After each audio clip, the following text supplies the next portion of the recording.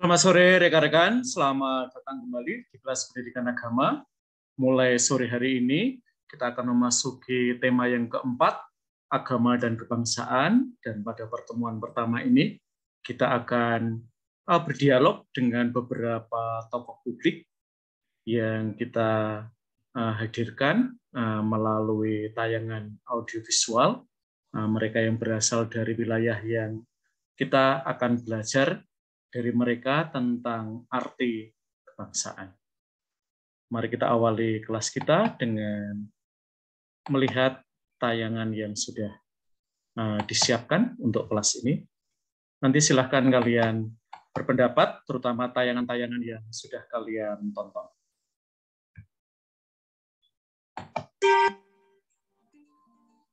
Perempuan punya peran yang sangat besar untuk melindungi lingkungan. Bahkan kita menggambarkan bumi saja sebagai sosok perempuan.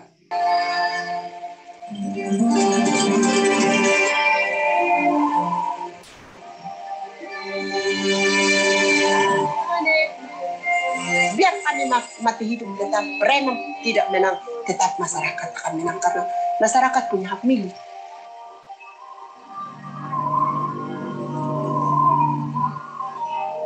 Pertimbangannya, jadi kalau kita aksi itu tuh harus di garis depan untuk memperjuangkan lingkungan ini, tidak harus bapak.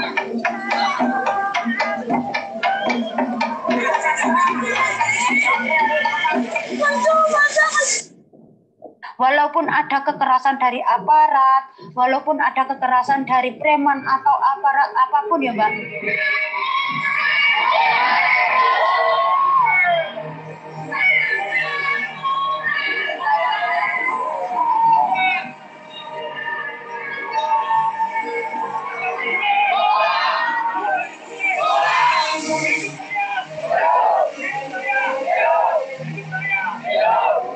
Betul, ini kota kelahiran saya ya, tapi saya selalu pulang di sini nih kayak merasa selalu diawasi gitu loh.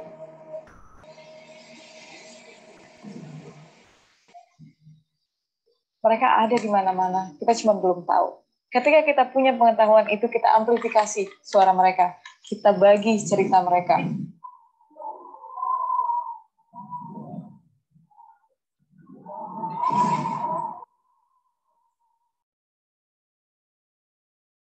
Kita akan memilih kisah yang pertama, kisah Ibu Sukinah dari Kendeng, yang berbicara tentang kebangsaan, terutama dalam hubungan dengan isu tanah, isu air, dan isu semen. Dan kita akan mendengarkan juga kisah dari Papua.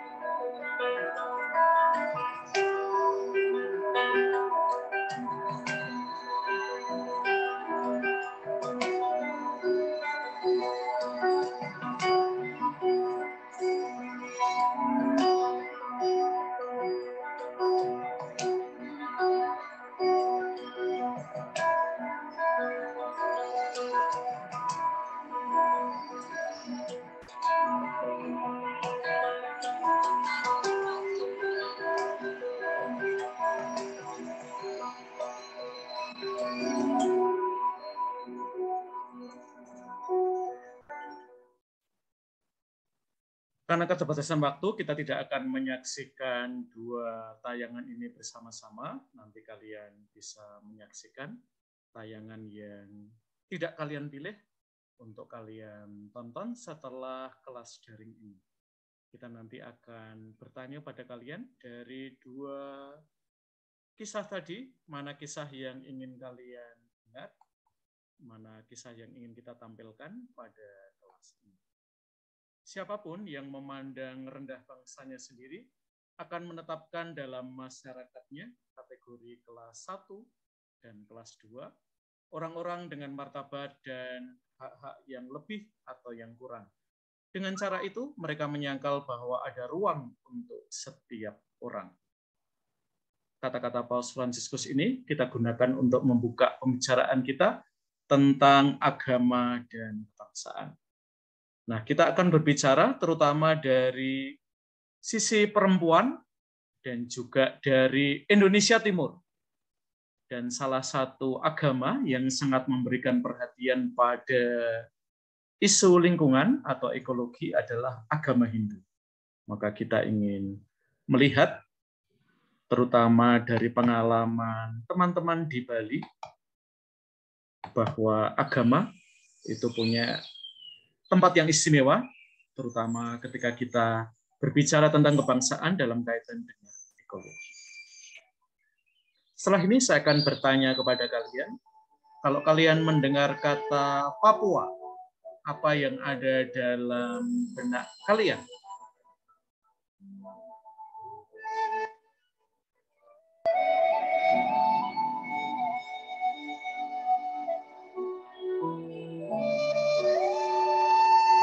Kalau kalian punya kesempatan ke Bali, terutama ke area-area pertanian, kalian akan menemukan bahwa tempat-tempat ibadat itu ada di tengah-tengah lokasi pertanian.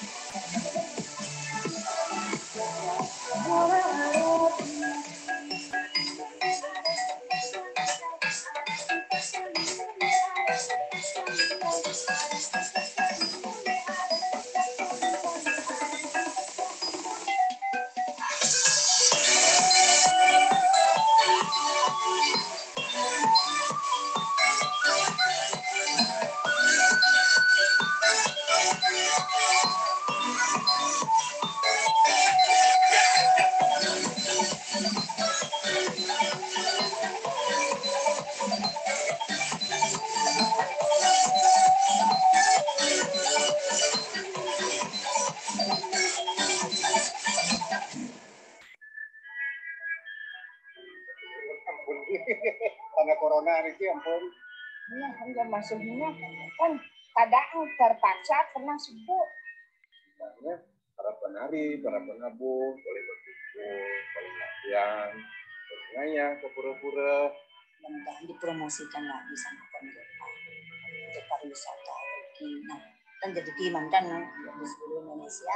Putri cening ayu, hijau cening juma, nenek luas malu, kapan belanja apa ada darah nasi, nenek sisian nomor hijau juma, sambil mengepunyung aja yang ada dimulai tonggak kapel ada airku tidak lupakan dan terkenang selama hidupku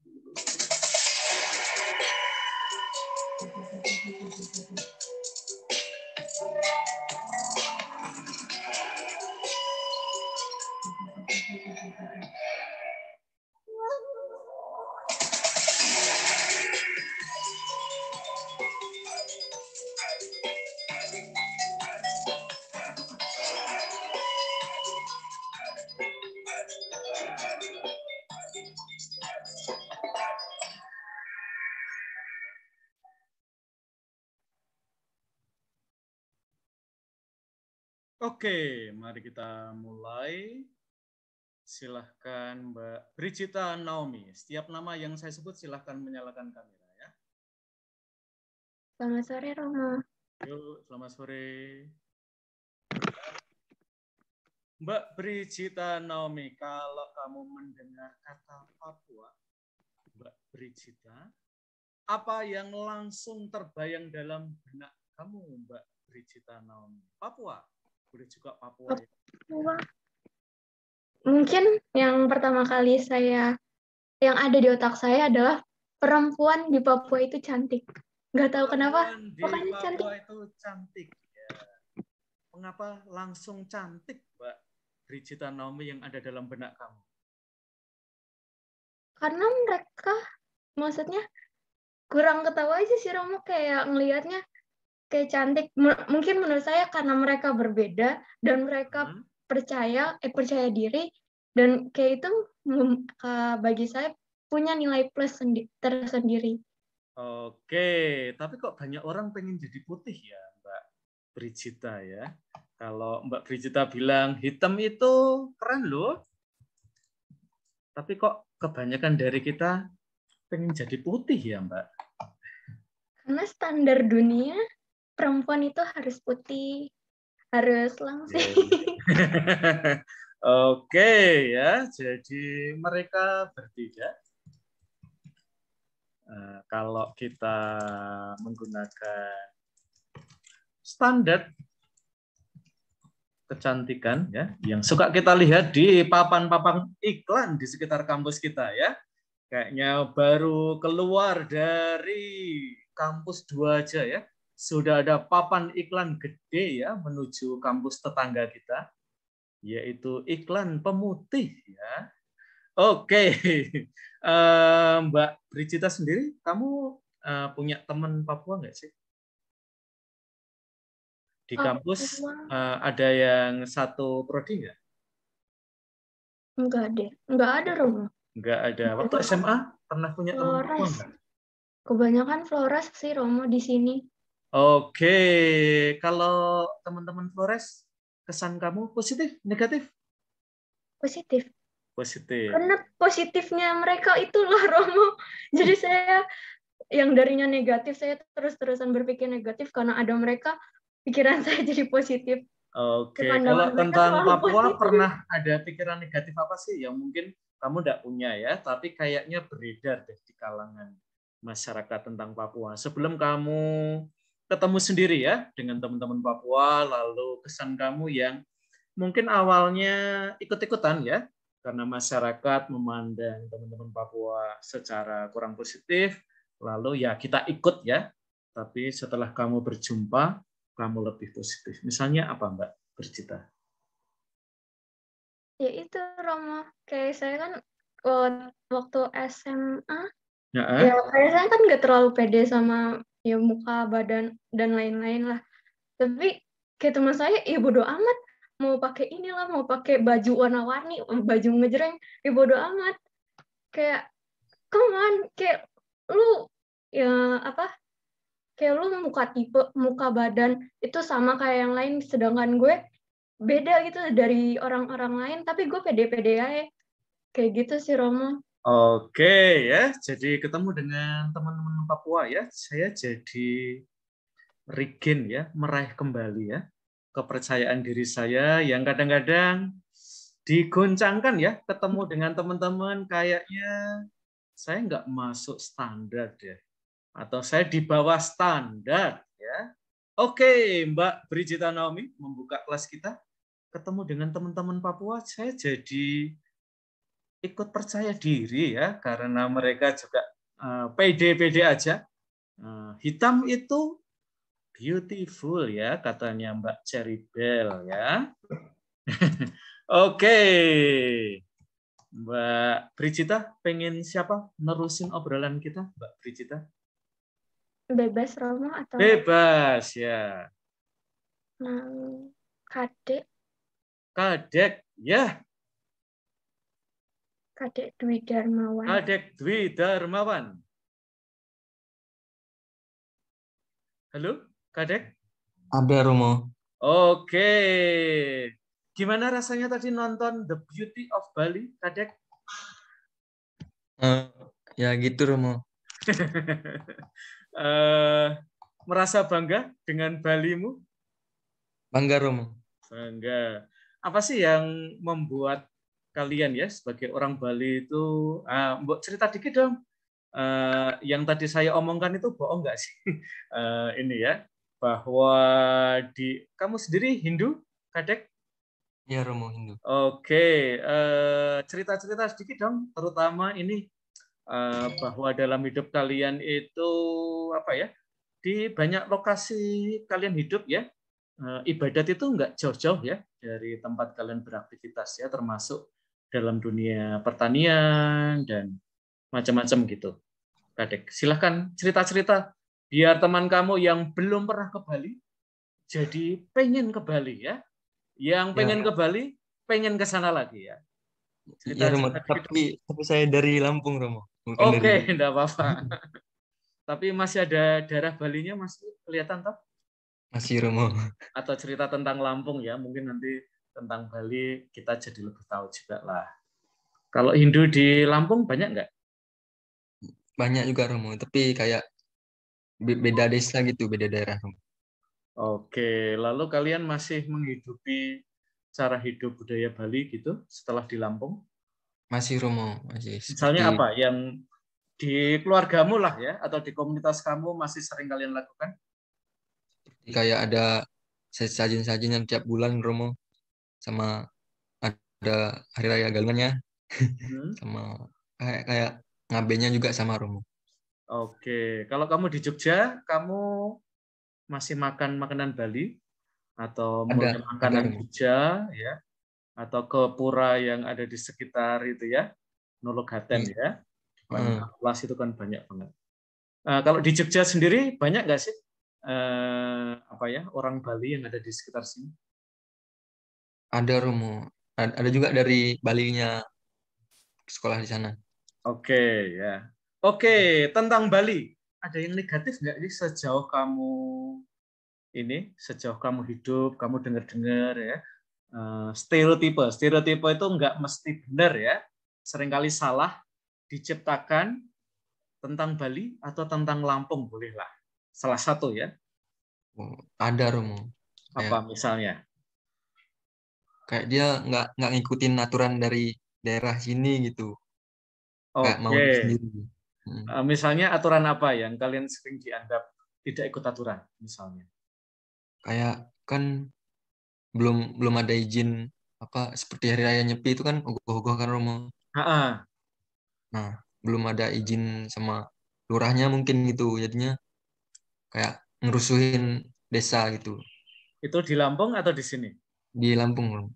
Oh, di Lampung. Jadi kalau misalnya mau ogoh-ogoh gitu akhirnya gimana kalian ya? Kayak minta izin dulu Romo sama lurah di biasanya desa. Dikasih atau gimana? Iya Romo dikasih. Itu juga biasanya dikasih bantuan juga Romo buat biar lebih meriah gitu. Oke. Terima kasih Kadek ya sudah cerita-cerita sedikit tentang kebangsaan. Jadi kita pengen ya, tentu pembicaraan tentang kebangsaan itu bisa luas banget ya teman-teman. Kita mau melihat semakin Indonesia. Jadi kita melihat Indonesia tidak hanya dari Jawa ya. Waktu kita mulai diskusi tentang IKN ya, itu kan beberapa politikus omong ini tempat buang hantu bayi ya. Jadi tidak mengenal Kalimantan Timur ya, bahkan mungkin tidak kenal Kalimantan, jadi membayangkan Kalimantan Timur itu tempat jin bayi ya. Nah, itu pandangan yang kurang Indonesia ya. Kurang punya perspektif kebangsaan. Oke, Kadek, silahkan kamu pilih salah satu teman kamu di sini. Siapapun yang kamu pengen. Bebas ini, Romo. Bebas, ya. Silahkan. Cecilia Benggu. Oke. Benggu. Cecilia Benggu. Halo, Romo. Oke, Mbak Cecilia. Kamu dari mana, Mbak? Dari Nusa Tenggara Timur, Romo. Nusa Tenggara Timur. Kalau di Jogja, orang NTT itu dapat cap negatif nggak sih, Mbak? Kalau dapat cap negatif, capnya apa sih kalau kita boleh tahu? Cuman Rom, saya juga baru datang beberapa bulan, jadi belum terlalu tahu. Oke, sejauh kamu udah hidup bersama gitu ya, kamu merasa teman-teman dari Nusa Tenggara Timur gitu ya, perilakunya dan macam-macam gitu, ada yang kamu sukai, ada yang tidak kamu sukai, Mbak Cecilia? Kayak yang lebih banyak disukai, tapi kan kayak dari Nusa Tenggara Timur kadang-kadang dikatain kayak terlalu kasar gitu Romo kalau saat berbicara gitu. Menurut kamu memang kalian kasar dalam berbicara atau gimana sih? Enggak, kita volumenya aja keras ya, tapi enggak kasar. Nah, iya, buat kan? Kamu yang dari sana, terangin dong pada kita ya, mengapa kalian itu kalau omong misalnya keras ya, sehingga kita semakin tahu ya, semakin mengindonesia. Tidak semua harus bicaranya kayak orang Jogja kan. Halus, pelan-pelan. Ya, silahkan mengedukasi kami, Mbak Cecilia Benggo. Oke, sebenarnya sih nggak kasar Romo, tapi nadanya aja yang kayak terlalu keras sama terlalu tinggi. Tapi sebenarnya nggak kasar. Oke, cuman kami itu nadanya tinggi, volumenya besar ya, sehingga terdengar kasar ya. Kalau budaya kalian itu kalau omong dengan nada tinggi, volumenya besar gitu, dianggap biasa enggak sih? Atau menurut kalian ya, kami juga enggak keras-keras gitu sih, enggak tinggi-tinggi amat kalau omong di sana gitu. Enggak, maunya kan enggak terlalu kasar sih kalau yang masih di NTT, tapi kalau sudah datang di Jogja itu langsung mulai belajar kayak lebih lembut lagi kalau mau berbicara. Oke, buat kalian dari NTT susah nggak sih belajar? Mungkin omongnya lebih pelan, ya, tidak tinggi-tinggi. Susah nggak sih buat kalian untuk beradaptasi? Susah kalau awal-awal memang susah Romo, tapi kalau lama-kelamaan pasti bisa menyesuaikan. Iya, biasanya susahnya apa sih Mbak Cecilia? Kayak udah kebiasaan kan, kayak ngomongnya kayak ngegas gitu, terus sampai di sini kan orangnya lembut-lembut, terus kalau dikasarin gitu kan nantinya jadi nggak enak, jadi makanya harus belajar yang lebih lembut lagi. Ya, jadi ternyata kalian juga harus adaptasi bahasa juga ya. Jadi nadanya diturunin dikit ya, volumenya dikurangin dikit. Ya, oke Mbak Cecilia. Kalau tentang Papua, kamu punya pandangan yang positif, negatif? Punya teman Papua nggak sih? Atau kadang-kadang ketemu dengan teman-teman Papua, Mbak Cecilia? Saya nggak punya kawan yang dari Papua, belum ada Romo. Mungkin. Oke, belum ada ya. Ya. Oke, sekarang saya memberikan pilihan pada Mbak Cecilia. Ada 2 tayangan yang mau kita tonton, Mbak Cecilia. Durasinya 15 menit, jadi agak lama ya. Jadi kalau pilihan kamu tidak tepat, wah, kelas kita menderita ya. Menonton 15 menit ya. Kamu pengen melihat kisah Ibu Sukinah dari Kendeng atau kisah dari Papua? Pilihlah salah satu, Mbak Cecilia. Yang dari Papua aja, Romo. Oke, yang dari Papua. Sekarang Mbak Cecilia boleh nunjuk teman kamu. Satu temannya Mbak Cecilia. Boleh yang sudah kamu kenal, boleh yang betul-betul baru ya. Suaranya boleh ngegas dikit nggak apa-apa ya di kelas ini ya. Volumenya dia dibesarin dikit nggak apa-apa. Biar kelihatan NTT-nya ya. Saya pilihnya Leoni Romo. Leoni, Mbak Leoni, silakan.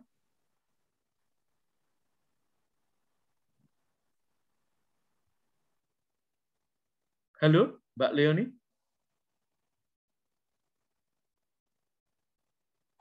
Wah, Mbak Leoninya malah keluar, Mbak. Oke. Sekarang Mbak Leoni, silahkan.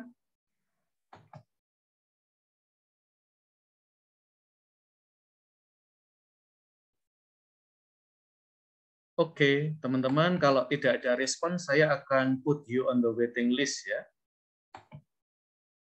Mbak Leoni saya taruh di waiting list karena tidak memberikan respon. Mbak Cecilia, silahkan memilih teman yang lain. Baik, Romo. Agar kita tidak numpang presensi ya, teman-teman ya. Kalau misalnya tidak aktif ya tidak usah masuk ruang Zoom ya. Saya pilihnya Cynthia, Romo. Cynthia, silahkan Mbak Cynthia.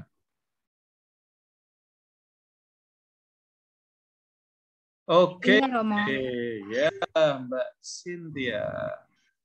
Di manakah kameramu Mbak Cynthia? Oh ya, sudah saya temukan ya.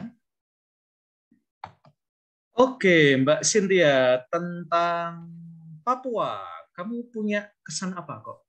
Kalau misalnya kamu mendengar kata Papua, terutama di Jogja ya, apa yang ada dalam kesan kamu? Kalau saya sih Romo, kalau pertama kali dengar Papua itu yang ada di benak saya tambang emas sih. Tambang emas ya. Jadi kalau kamu lihat anak Papua, wah kaya-kaya gitu ya? Atau gimana?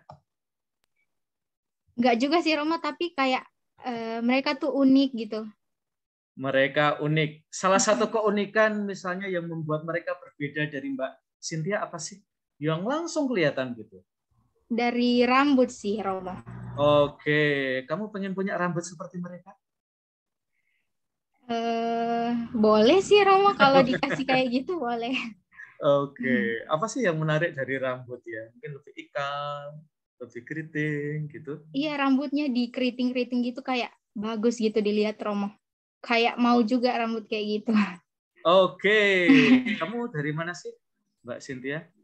Aku dari Sulawesi Tengah Romo. Oh, Sulawesi Tengah. Kalau di sana banyak orang keriting juga nggak sih? Kalian lah? Nggak sih, kalau di sini kurang lebih ya biasa. Rambutnya lurus gitu. Oke, kalau di Sulawesi Tengah, teman-teman Papua banyak nggak sih? Kalau di sini nggak ada sih Romo. Oke. Jarang. Jarang ya? Ya. Mungkin juga di Jogja kadang-kadang teman-teman Papua itu mengumpul ya di satu lokasi karena mungkin juga sebagian masyarakat tidak selalu ramah ya memberikan tempat pada mereka ya untuk kos ya, sehingga kadang-kadang mereka kesulitan untuk mendapatkan tempat ya, bahkan jelas-jelas mereka kuliah ya, tetapi kadang-kadang suka kalian lihat ya, misalnya tidak menerima orang Indonesia Timur ya. Nah, saya nggak tahu ya, Sulawesi masuk Indonesia Timur enggak? Sulawesi kayaknya tidak ya, tidak dihitung sebagai meskipun Indonesia Timur ya, tetapi biasanya dikecualikan ya, tapi yang dimaksud misalnya terutama teman dari Papua. Oke, Mbak Cynthia, saya ingin memberikan kamu pilihan. Pengen nonton Ibu Sukinah dari Kendeng yang memperjuangkan air, tanah, seorang pejuang lingkungan, atau kita pengen mendengarkan suara dari Papua, Mbak Cynthia, karena kamu pengen melihat yang rambutnya keriting ya. Kalau saya sih yang dari Papua aja, Romo. Oke, kita kabulkan ya permintaan Mbak Cynthia. Oke, terima kasih Mbak Cynthia. Nanti kamu pilih ya satu teman kamu. Teman-teman, sore hari ini kita akan melihat salah satu kisah dari Papua, dari timur. Semakin mengindonesia, kita perlu semakin bergerak ke timur ya, teman-teman. Dan kita mengawali bahwa setiap orang menjadi pribadi seutuhnya jika ia menjadi milik suatu bangsa. Dan pada saat yang sama, ia bukan bangsa sejati bila tidak menghargai wajah setiap pribadi. Bangsa dan pribadi merupakan istilah yang korelatif ya. Dan dalam beberapa tahun ini kita mendapatkan perhatian, terutama agar kita lebih memperhatikan teman-teman yang dari Papua. Karena ada persoalan besar di Papua, terutama terkait dengan yang tadi sudah disebut oleh teman kamu, soal kekayaan alam, termasuk hutannya.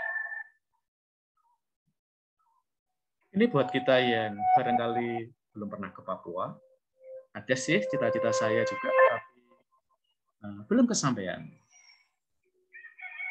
Mari kita dengarkan suara dari Papua.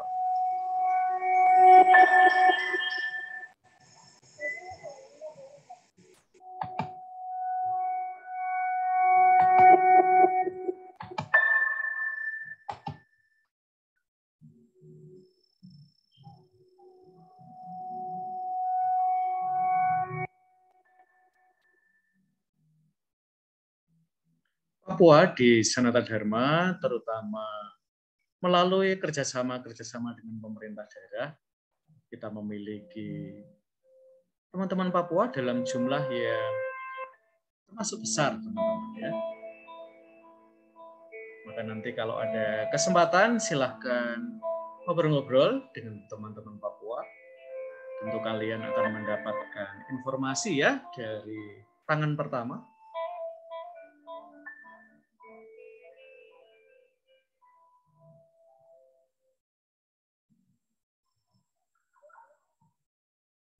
Ini adalah salah satu isu yang ada di Papua terkait dengan hutan hujan atau hutan adat. Pancing, setiap hari pangkur sagu, cari makan, biar capek, tapi itu sudah kita punya tugas. Terutama yang kalian punya background ekonomi ya, terjadi perubahan kehidupan setelah uang itu masuk dalam budaya mereka.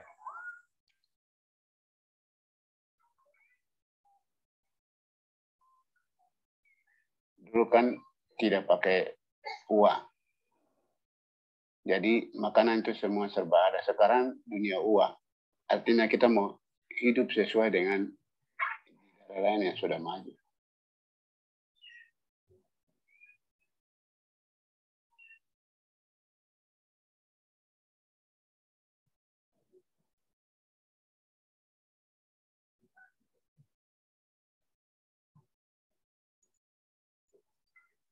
Setelah tayangan ini, nanti saya akan meminta pendapat kalian. Apa sih yang menarik dari tayangan ini buat kalian? Buat kita terutama yang seringkali memandang Indonesia tidak dari lokasi Papua.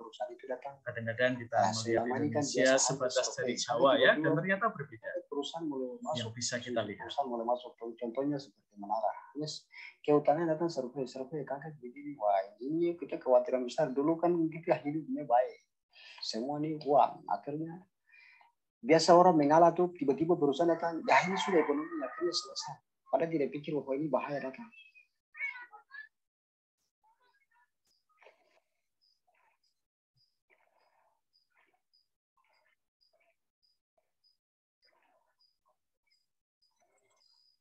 Sekitar tahun 2013 ada tim yang datang. Tidak tahu itu mungkin orang kehutanan, ada 3 orang yang selainnya itu polisi.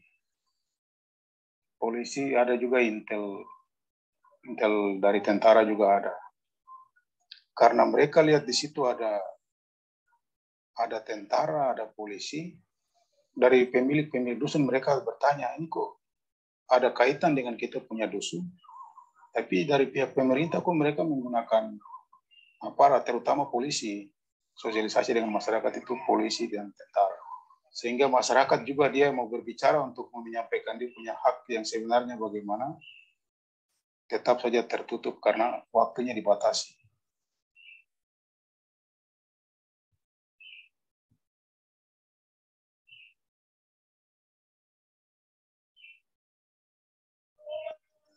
Setelah 1 bulan kemudian ada informasi lagi bahwa siapkan babi, tenda, dan dia punya panitia untuk menerima uang pembayaran tali asi. Di dalam amplop pak yang mereka sudah pak uang itu tidak tertulis jumlah uang yang mereka tulis di situ. Tapi mereka bilang bahwa ini marga ini punya. Kita di sini kan ada 3 marga besar, jadi mereka katakan bahwa ini marga ini punya, marga ini punya. Tetapi pada umumnya masyarakat tidak tahu bahwa setiap marga itu dia kenanya berapa. Tidak tertulis di dalam. Setelah sudah dikumpulkan bahwa kita tahu bahwa kita untuk khusus Beto punya itu 1.300.000 lebih. Tapi kita tidak tahu bahwa setiap marga itu dia berapa.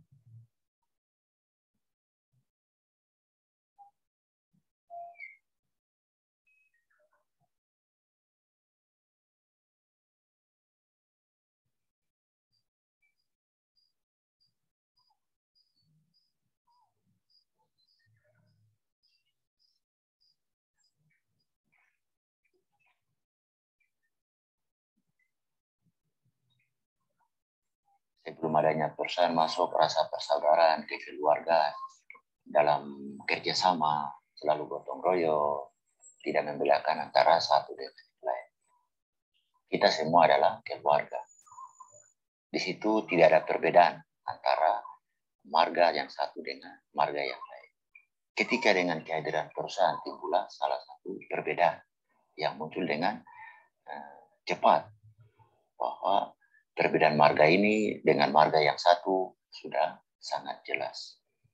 Akhirnya mulai ada jarak, atau dengan adanya perbedaan marga maka mulai ada persaingan. Persaingan dalam artian bahwa kehadiran perusahaan dia membuat kecemburuan.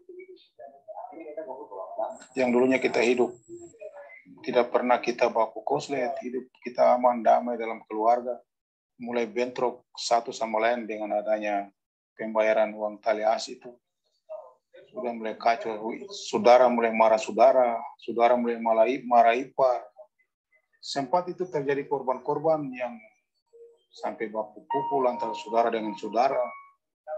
Dari situ mulai baku tidak cocok sampai sekarang.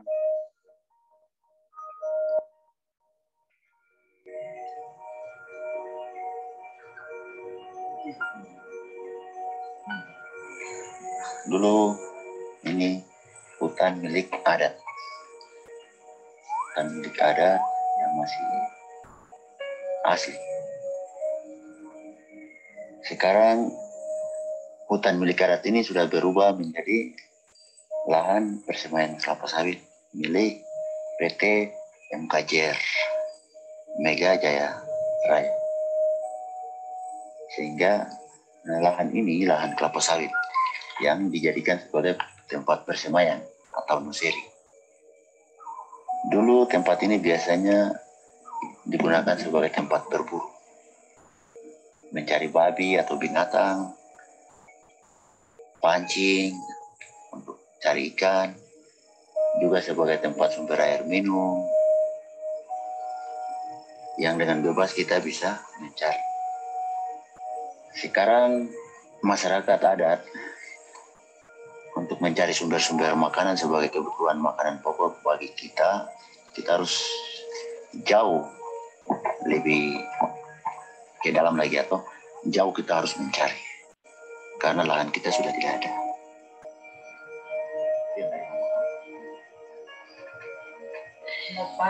Dulu masih di bawah hutan kan jalan tuh tidak terasa jalan. Nanti kata sekarang hutan sebesar. Tapi sampai jam 4. Akhirnya hasil kayu, sagu. Pokoknya hasil alam yang Tuhan sudah berikan buat kita. Rotan sampai segala macam itu anggaplah hasil hutan. Sudah awan jatuh. Hancur di tempat. Tidak sesuai dengan adat kebiasaan kita. Kami rasa sedih. Kalau hutan jatuh begitu saja bagaimana? Kalau bukan kita berarti cucu ke depan.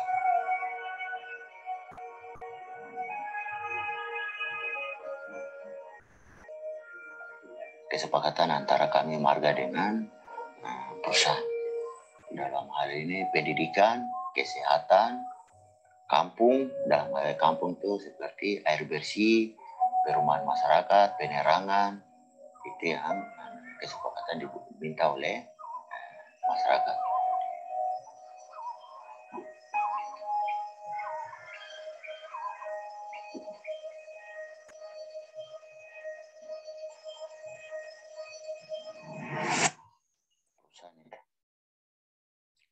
Kartika Pratama. PT ini. Mega Jaya Raya, Kartika Pratama. Itu distrik Mandobo dan Jair. Dia punya ini, izinnya ini. Surat ini tidak ada tanda tangan setiap perwakilan marga. Yang kedua, perwakilan perusahaan sendiri tidak ada. Perusahaan apa, pada hari apa, tanggal berapa, bulan apa, di tempat mana, semua tidak ada, tidak dicantumkan. Dan dokumen yang pernah kita sama-sama tanda tangan mungkin disimpan oleh pihak perusahaan saja. Sedangkan untuk sebagai arsip atau sebagai pegangan untuk kita setiap marga maupun pemerintah tidak ada.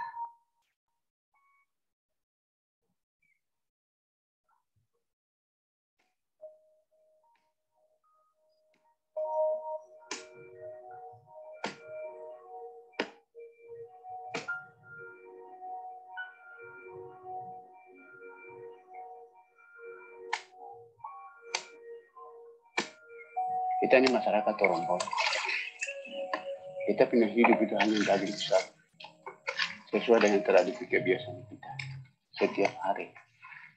Tapi dengan adanya perusahaan, kami mau supaya kita bertujuan untuk kita mau sama dengan di daerah yang sudah maju. Perusahaan datang maksudnya untuk mengurangi kita punya kebiasaan hidup. Tapi selama ini minum, lampu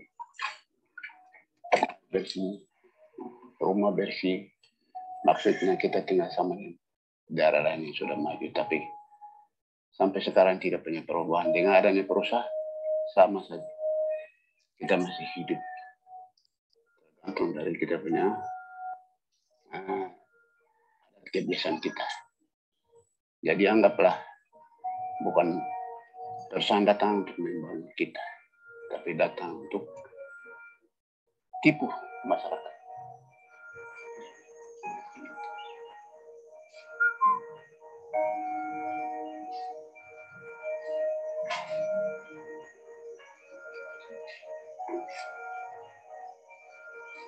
Hari lalu saya baru mengundurkan diri dari perusahaan untuk pergi kuliah dan mengambil jurusan hukum. Saya berpikir bahwa tempat kami yang sekarang perusahaan ada buka ini, kalau tidak ada orang hukum, pasti kita di.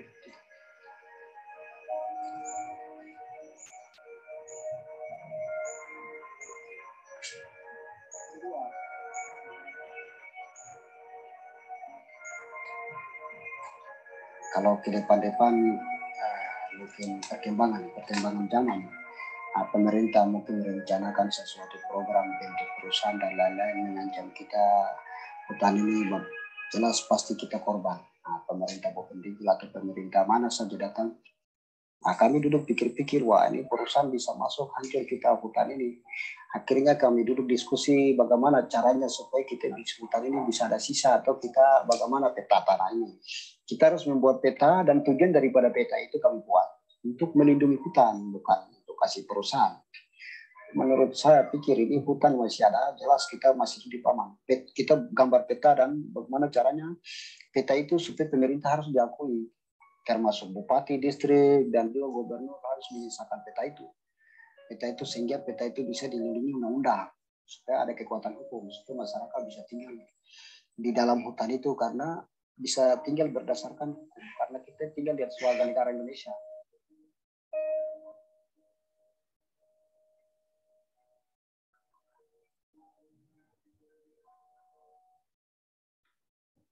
Oke, rekan-rekan, kita sudah mendengarkan cerita dari Papua.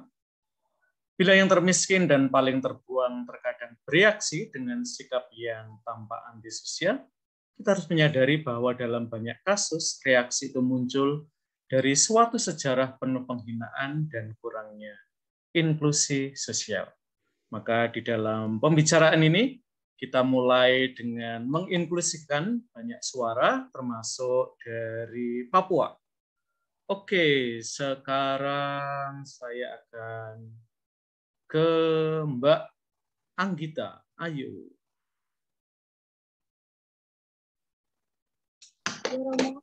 Oke, Mbak Anggita Ayu. Silahkan kameranya dinyalakan. Ya, apa yang menarik Mbak Anggita Ayu kalau kamu tadi melihat tayangan tentang Papua?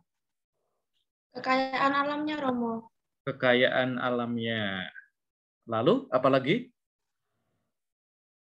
Ke apa ya, Romo, kayak ada rukun gitu loh, mau banyak kalau ada masalah atau ada apa tuh pada bisa bersama menyelesaikan bersama.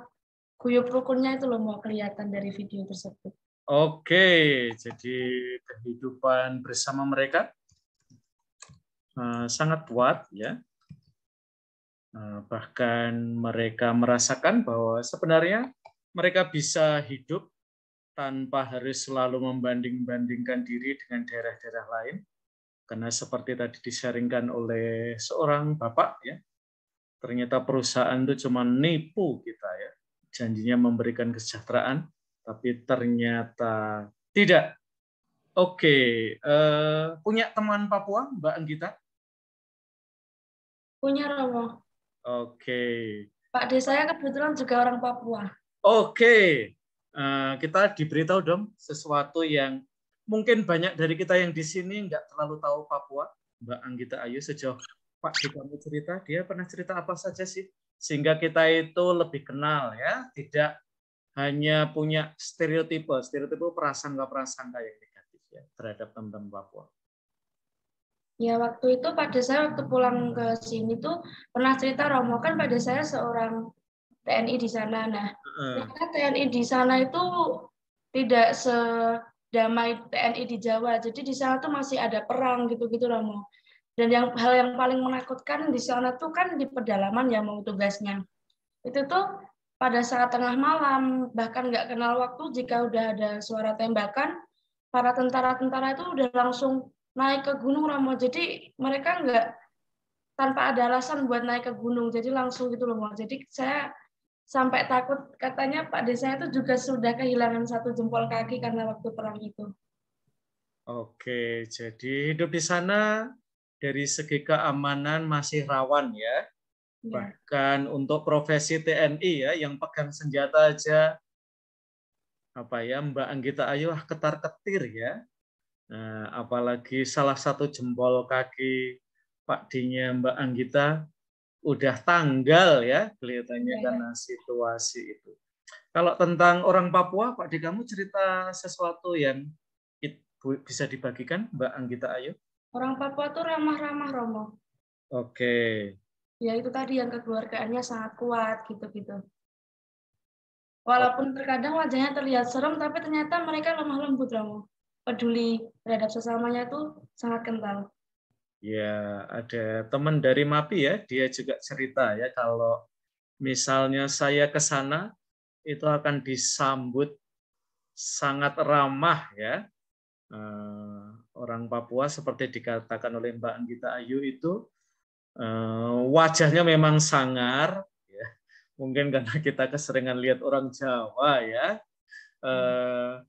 Tapi sebenarnya mereka punya hati yang sangat lemah lembut, mereka sangat ramah. Oke, terima kasih Mbak Anggita Ayu sudah memperkaya pembicaraan kita sehingga kita lebih kenal ya teman-teman tentang Papua.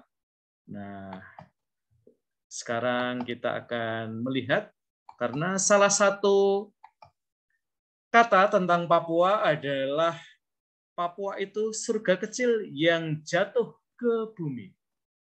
Dan pernah ada teman-teman seorang penulis lagu, Frankie Sahilatua, pernah menulis lagu yang sangat indah tentang Aku Papua. Yang tadi sudah disingkap oleh teman kamu ya, rambut yang keriting ya, kulit yang hitam. Mereka tuh ramah-ramah.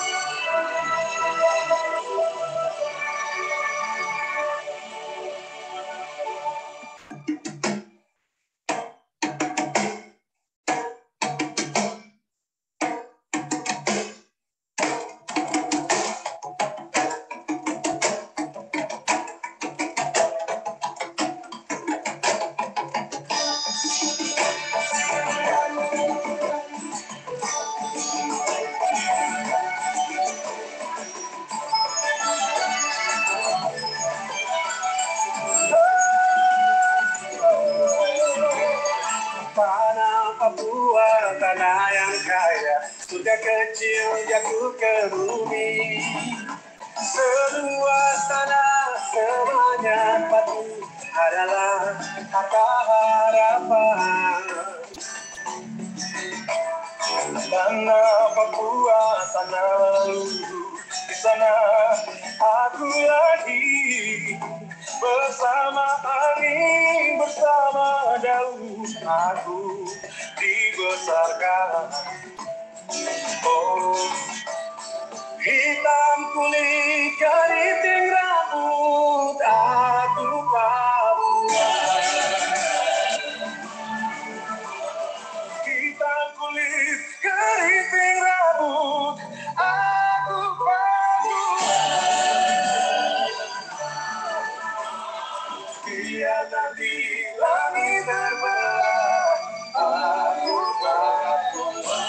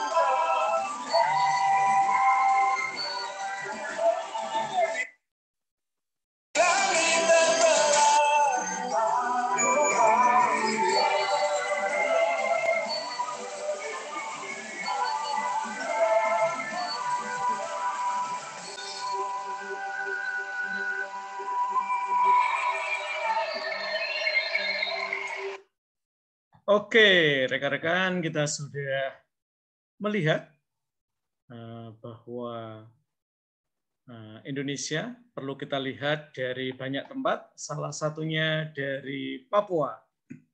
Sekarang saya ingin dengan Arsen. Silahkan, Arsen. Iya, Romo. Oke, Arsen. Selain Papua, menurut kamu kelompok mana di Indonesia yang menurut kamu ya masih mengalami diskriminasi ya, sehingga kadang-kadang mereka belum kita pandang sebagai bagian dari bangsa Indonesia, atau kadang-kadang cara kita memandang mereka masih diskriminatif. Selain Papua, kira-kira kelompok masyarakat mana sih, Arsen, yang menurut kamu kayaknya kita belum deh menghormati teman-teman ini? Mana ya, Romo? Enggak. Ya. Selain Papua, ada kelompok masyarakat mana lagi sih yang menurut kamu masih sering mengalami diskriminasi?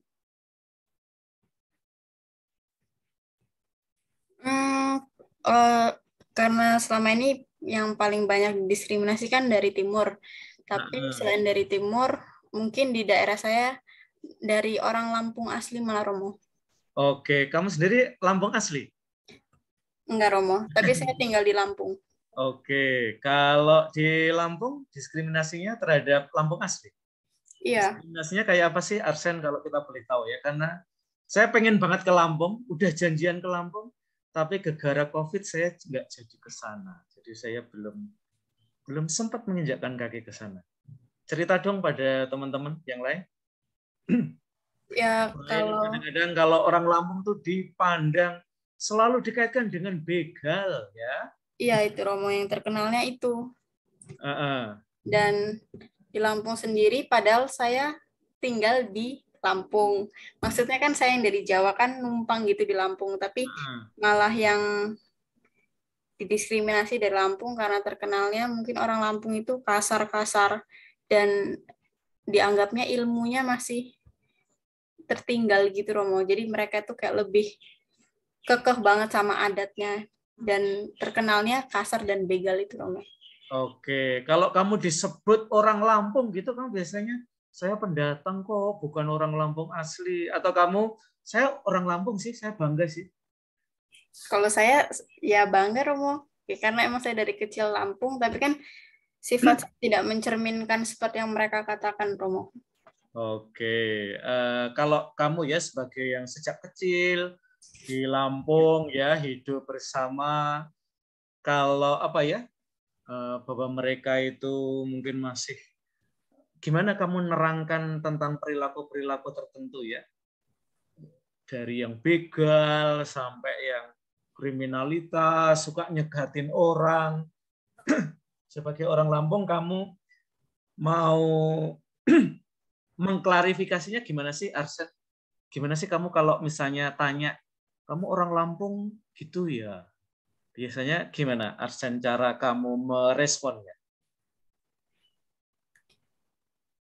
Tapi sebenarnya emang percaya beneran atau enggaknya, tapi emang Mas beneran kelihatan Romo perbedaan antara itu beda sukunya itu. Jadi kalau ada orang nanya, kamu orang Lampung ya, pasti kamu gini. Tapi aku jawabnya, aku enggak kayak gitu.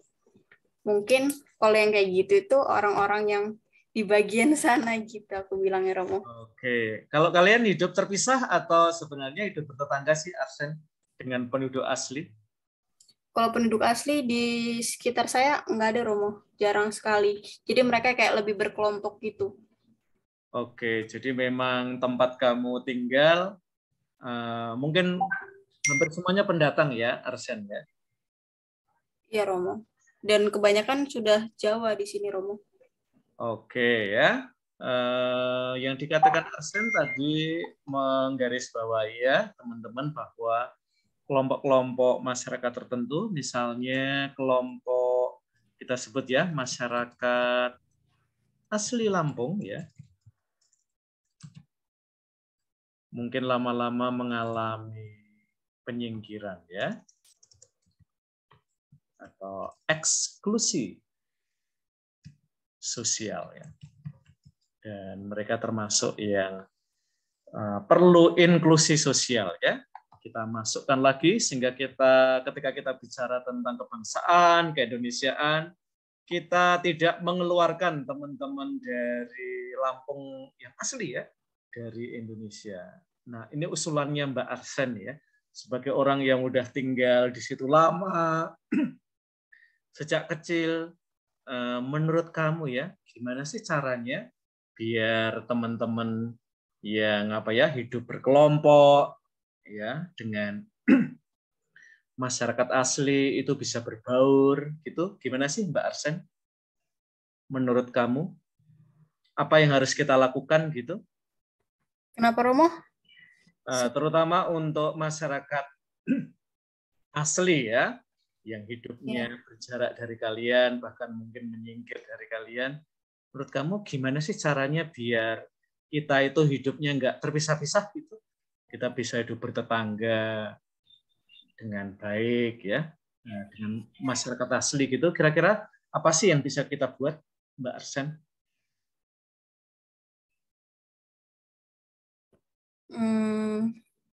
Karena saya belum pernah berdampingan sih Romo sebenarnya, jadi agak bingung. Tapi mungkin kalau supaya kita dapat rukun gitu, mungkin ya memang harus mencoba menghilangkan pikiran bahwa mereka itu kasar begitu Romo. Jadi sekarang ini ya, Mbak Arsen nggak punya bayangan ya, misalnya nikah dengan orang Lampung asli. Enggak Romo. Oke, karena saking berjaraknya ya, Mbak Arsen. Oke, rekan-rekan, terima kasih sekali atas pembicaraan awal kita tentang agama dan kebangsaan. Dan kita tadi mengawali dengan kisah dari Papua. Papua adalah surga kecil yang jatuh ke bumi.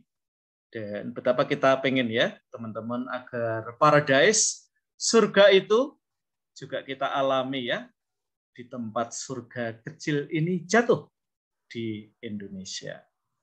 Kita akan menutup kelas kita dengan lagunya Coldplay, Paradise.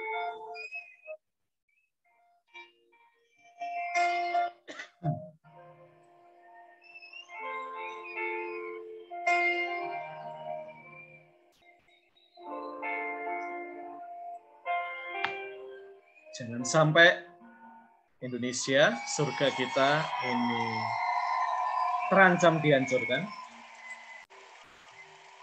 Seperti teman-teman Papua, khawatir bahwa hilangnya hutan akan menghilangkan surga kecil yang jatuh ke bumi.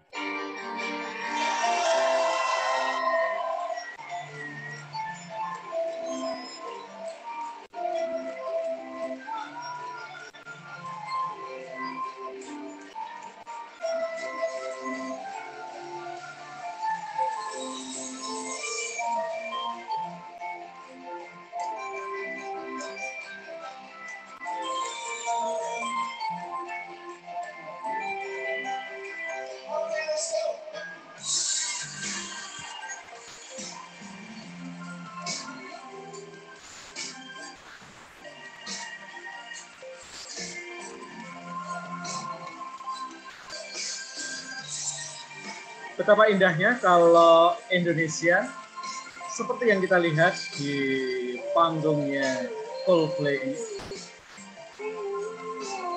serasa di Paradise ya.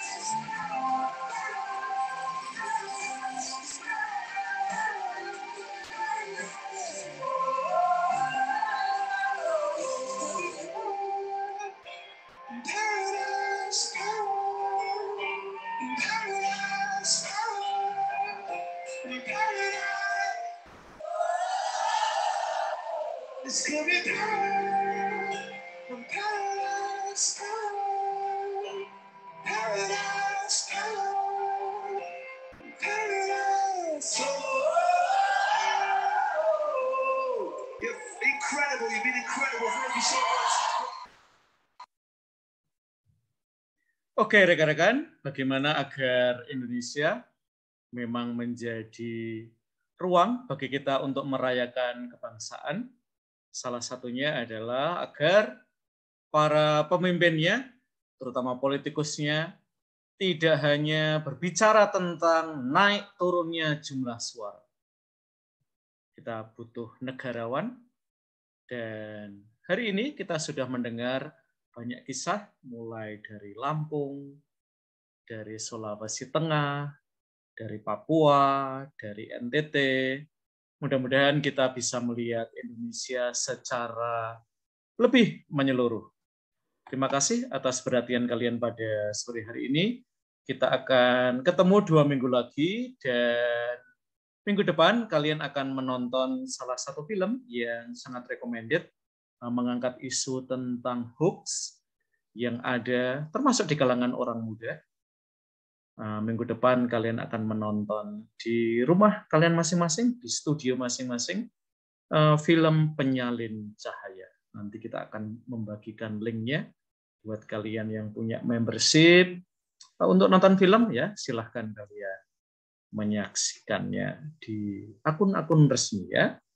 Terima kasih untuk hari ini dan selamat sore semuanya. Terima kasih. Terima kasih, Romo. Selamat sore, Terima kasih, Romo. Selamat sore. Terima kasih, Romo.